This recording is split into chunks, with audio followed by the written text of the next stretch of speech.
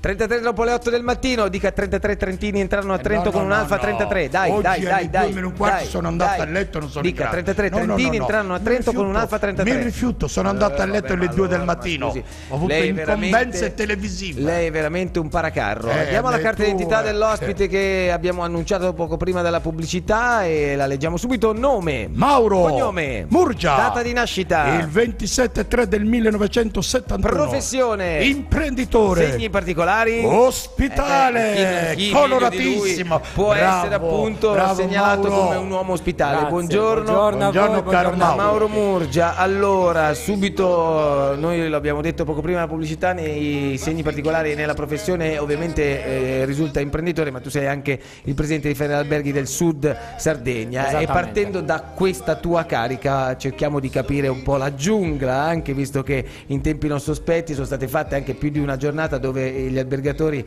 davano camera a €1 per protestare, per dire qua qualcosa non è proprio come vorremmo, no? Sì, esatto, hai detto bene, proprio una giungla dove è difficile muoversi, e questa azione che viene fatta nel territorio ancora non è terminata. È stata fatta anche perché un po' esasperati da questa mancanza di regole, ma soprattutto mancanza di controlli da parte di quasi tutti gli enti preposti, determina che ci sia un, come si chiama in gergo, nero. Totale. Un sottobosco, si dice in maniera più elegante. Ma voi c'è del sottobosco. Capita che facciano dei controlli incredibili con il famoso metodo induttivo, che vai a cercare a chi invece ha praticamente tutto in regola, invece chi è totalmente in nero non viene mai controllato. Guarda, questo potremmo aprire una porta, un portone, scusami, o addirittura dividere le acque. Ci sono 1000 settori nei quali è così. E a chi di purtroppo... dovere, a tutte le autorità preposte, avete segnalato questi giochetti che sovente avvengono? Lo abbiamo giochetti tra virgolette. Lo abbiamo segnalato, ci siamo messi a disposizione loro, abbiamo segnalato il calo dell'occupazione nel nostro settore, abbiamo fatto degli incontri presenti tutti gli enti di controllo, ma sembra che non ci sono risultati apprezzabili non ancora. ci sono le risorse umane da una parte, non c'è la volontà da altre parti e il problema non si risolve. Nel frattempo abbiamo dei numeri con le presenze stabili, che non è un buon risultato, certo, ma l'occupazione che cala negli ultimi anni. Ecco, questo è un fatto negativo. Io non voglio infilare il dito nella piega, perché poi si aprono dei faldoni che non ci interessa aprire in questa sede, non siamo neanche la sede opportuna. Però, visto che hai citato i numeri e che quest'estate ho letto le presenze in Sardegna, i turisti aumentano, ma è vero o non è vero? Io questo vorrei capire, perché tu hai detto i numeri sono stabili, ma non sono le presenze o sono gli effettivi? Intanto è giusto dire che da tanti anni aspettiamo che ci diano i dati in tempo reale, invece quasi sempre li abbiamo a stagione terminata. Non è a ottobre, dati ufficiali, quindi quello che leggiamo sui giornali sono quasi sempre delle previsioni, delle stime. Esatto. Detto questo, c'è da considerare che alcuni anni fa, se non ricordo male 3 anni fa, facemmo un meno 17%, che negli ultimi anni abbiamo piano piano recuperato. Quindi sì, sono dati positivi, ma sempre rispetto al numero molto negativo. Quindi rispetto ad alcuni anni fa siamo allo stesso livello, mentre altri mercati fanno un più 5, più 7, più 8% tutti gli anni. Perciò il dato va valutato negativamente, anche perché il reddito, ciò che spende il turista mediamente, è crollato negli ultimi 10 anni, quindi si incassa molto di meno. Quindi quali sono le ragioni della negatività in senso assoluto? Non c'è la bacchetta magica, come è una frase fatta, ma è la verità. Purtroppo Sentiamo. Le ragioni sono tante. Ecco, vediamo le più importanti. Da un punto, sicuramente l'offerta, che deve essere migliorata, deve essere variegata, deve andare incontro al mercato, una strategia chiara, soprattutto da parte della regione, con il coinvolgimento di tutte le associazioni e le forze. Che ne so, una bella compagnia navale Go in Sardegna, che così porta i turisti. È stato Matteo ha molta fantasia.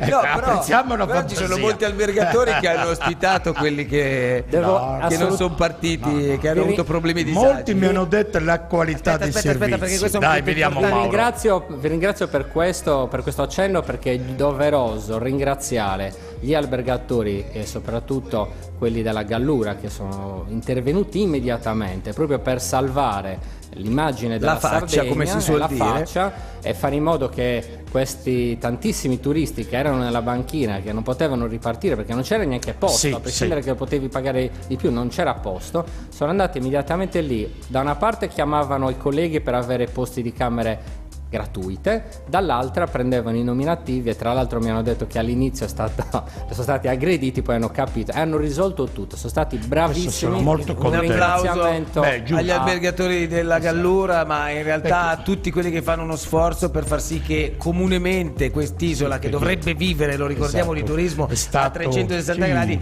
possa almeno tornare a ridere come un tempo lo era, e È purtroppo da stata qualche una, anno come si no. dice, una pagina ingloriosa. Io seguivo attraverso la televisione, mi sono posto nei panni del turista. Comunque Invece siamo arrivati al è discorso assurdo. del Torniamo un po' a parlare pregi e della- difetti. Quali sono i motivi di questa situazione? Ma il motivo principale è che non c'è una strategia, non c'è mai stata negli ultimi anni, negli ultimi decenni, non c'è una strategia turistica, non si valuta e non si studia a chi ci si deve rivolgere, a quali sono i mercati di riferimento, che cosa devono essere i punti cardine per attirare i turisti, e soprattutto non si fa diciamo un gruppo comune, una strategia comune per fare in modo di far vivere quello che i turisti poi vogliono: relax, emozioni e conoscenza del territorio. Quindi insomma bisogna capire a chi si vuole portare qui. Quindi praticamente dalle cose che te stai dicendo la regione gioca un ruolo propulsivo fondamentale. Lo dovrebbe giocare. Abbiamo visto quest'anno che usi il condizionale.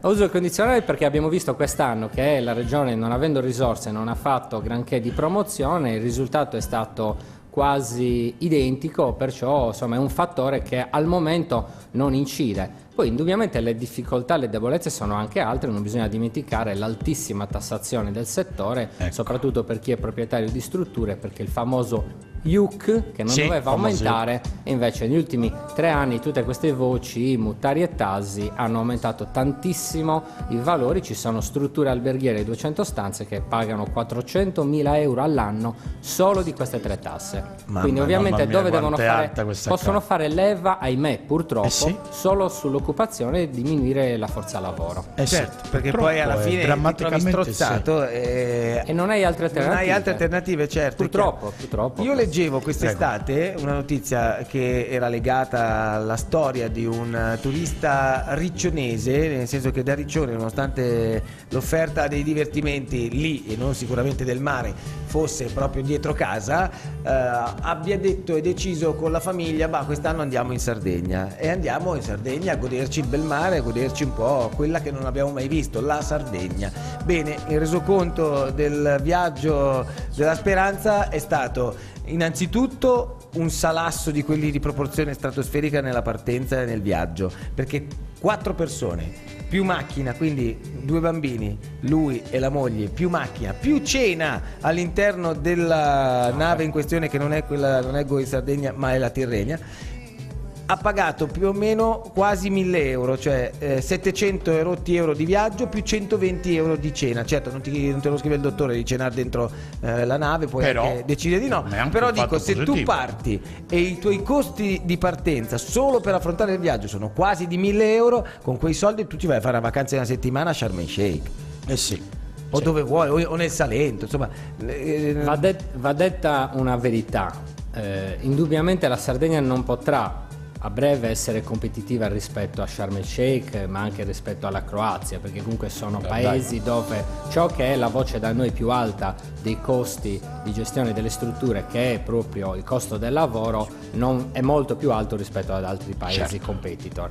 Quindi non possiamo inseguire la chimera di poter fare concorrenza. Però tu sei della corrente di pensiero che i costi per arrivare in Sardegna, quindi i trasporti, siano eccessivamente altissimi. elevati oppure no? Bisogna fare una distinzione, perché generalmente, soprattutto se prenoti con un pochettino di anticipo, gli aerei costano molto di meno di quanto poteva accadere 10-15 anni fa, prima che ci fossero i voli low cost. Quindi se uno vuol partire in aereo, Ok, però se vuoi venire Con con, le la famiglia, navi, è una, con le è una navi, macchina al dai. seguito, tu dici la macchina la noleggi, sì, però hai la possibilità, anche lì abbiamo c'è un'alternativa. Bisogna utilizzare i canali giusti, ai canali esempio, regolari. dacci qualche canale alcuni anni giusto. fa gli imprenditori, alcuni hanno deciso di creare il consorzio Go in Sardinia, altri e soprattutto le associazioni Federalberghi e Confcommercio si sono accordate con le compagnie tradizionali, con gli armatori, per avere delle convenzioni. Esistono da alcuni anni e quest'anno è stata aperta la possibilità di queste convenzioni, sconti per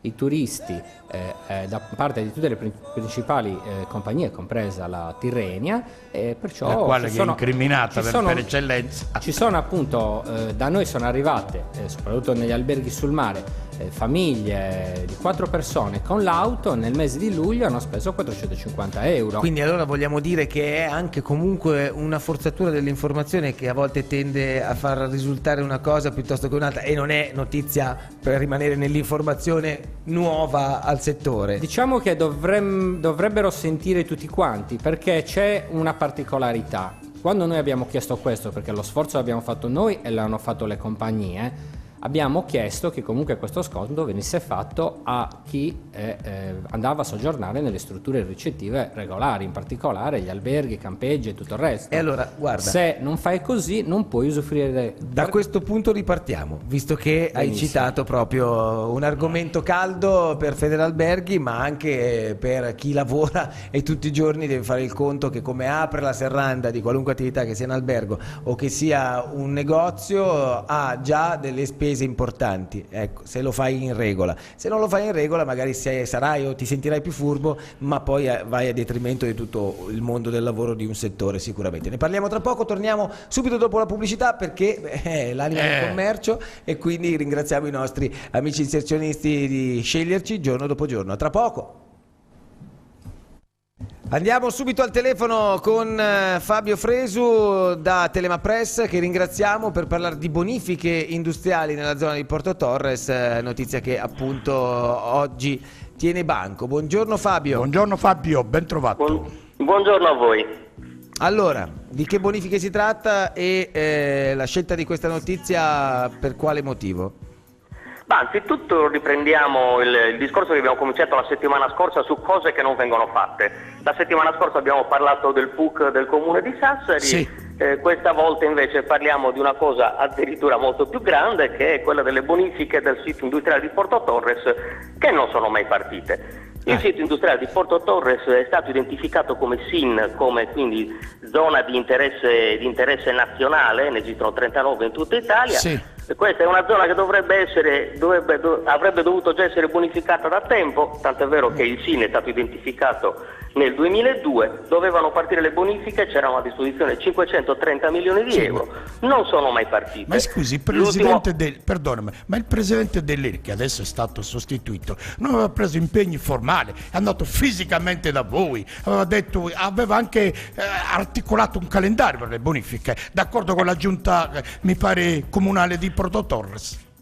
Infatti tu hai detto giustamente, ha preso impegni formali, ma fra il formale e il passare al lato pratico c'è una bella differenza. Come dire, tra il dire e il mare, in questo caso c'è proprio tra il dire e il fare c'è di mezzo il mare proprio. Esatto, e quello di Porto Torres è assolutamente da bonificare, esattamente quanto la terra. Bene, allora speriamo che qualcosa cambi. I sindacati si stanno muovendo? Come? I sindacati che sono interessati, soggetti primari di questa vertenza, si stanno muovendo? Sì, in realtà se ne parla spesso. Adesso l'ultimo a occuparsene è stato il deputato di Selle Michele Piras, che ha fatto un'interpellanza al Parlamento. Continuamente ci sono delle persone, rappresentanti di associazioni, sindacati, che ne parlano. Il problema è che nessuno ha il potere contrattuale, fra virgolette, di costringere Eni a cominciare le bonifiche. Quindi solo il governo potrebbe farlo, potrebbe spingere l'Eni. Guarda, l'ultima decisione è stata presa il 26 maggio a Roma in una conferenza di servizi. Il Ministero dell'Ambiente ha imposto all'Eni di cominciare le bonifiche entro 60 giorni. Giusto. I 60 giorni sono scaduti e ancora non si muove niente. Bene, è come dire, un rito che si ripete. E quindi nuova mobilitazione, nuovi scioperi, però se sono necessari, ben vengano. È il nostro paese che continuiamo sono necessari, nel tempo. Fabio, grazie per averci Fabio. raccontato, buon lavoro. Grazie buona a voi, a settimana. presto. Ciao. Ciao.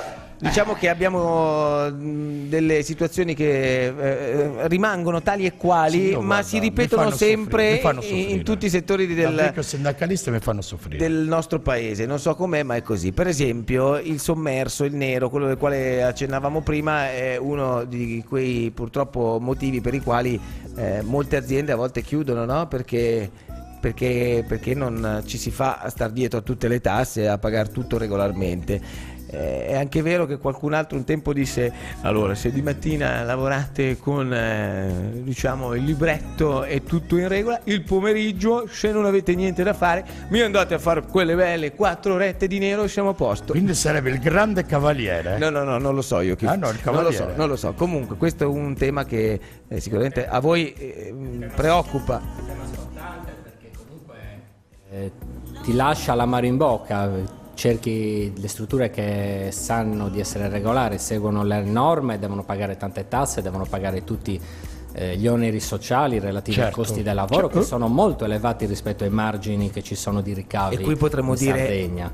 Lo Stato dovrebbe un po' abbassare queste tasse per far respirare. Deve assolutamente abbassarle, perché si può utilizzare alcune tasse, sono veramente vergognose. Alcune sono odiose, dico bene, ma più che odiose, perché odiose nel senso sono sproporzionate rispetto ai in questo servizi e a senso quello che è intendevo. l'utilità generale. Però ecco, ciò che aggrava maggiormente è questo abusivismo ormai diffuso, ed è diffuso perché si insinuano tutti i furbetti che sanno che non ci sono verifiche, non ci sono controlli, soprattutto non ti chiudono quelle pseudo attività che ormai si annidano un po' ovunque, e questo genera purtroppo che, soprattutto per una normativa non chiara per alcune categorie, dove dovrebbe essere insomma dei servizi semplici ma non delle attività imprenditoriali, nel momento in cui cresci e non potresti farlo, prendi delle persone a lavorare ma non le puoi assumere per legge, Sì. perciò sono inevitabilmente in nero. Fai concorrenza sleale Condivido. alle strutture ricettive, che a quel punto devono mandare via qualcuno perché non possono reggere Ti la faccio una concorrenza sleale. domanda.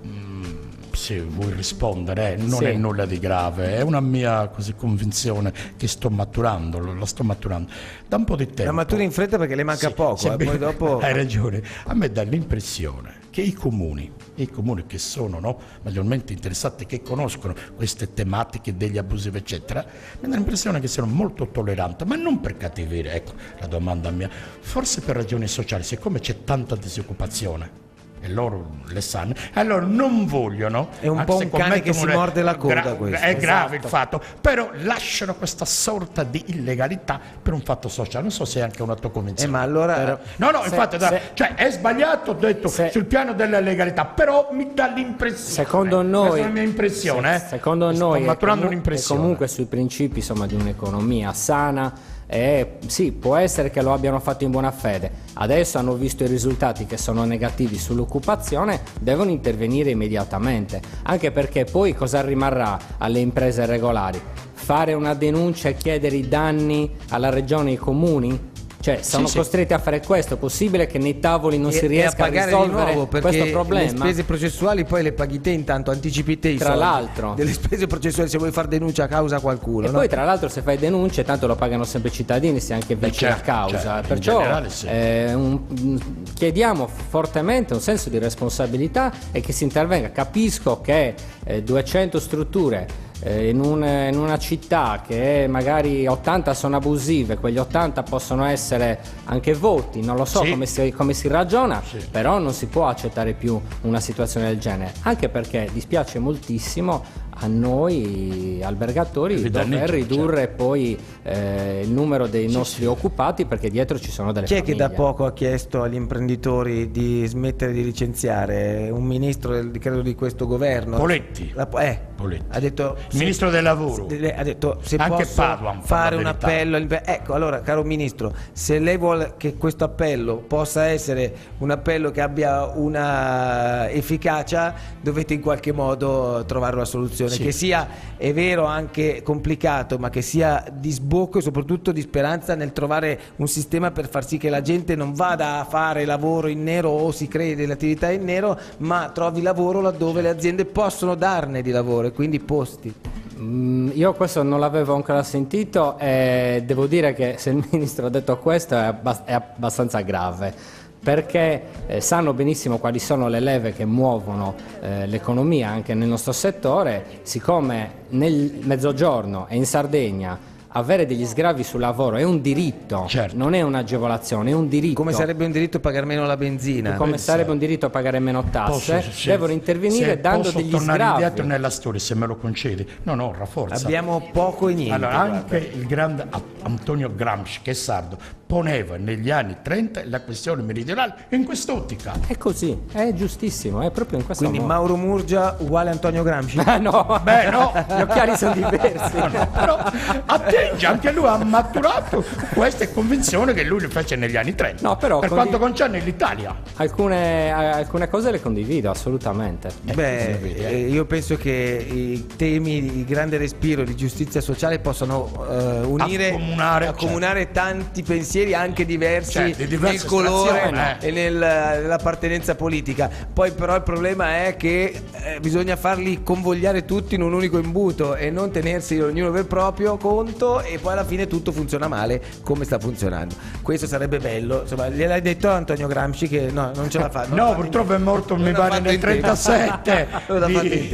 Grazie al presidente Alberti, ci sarà modo di tornare sull'argomento anche nel corso della stagione. Grazie per aver accettato l'invito a Mauro Murgia, e noi adesso vi lasciamo ai due dell'abitacolo questa puntata di lunedì. Guardi. La guardo. Con avidità. Altro tema pesante, guardi, prego.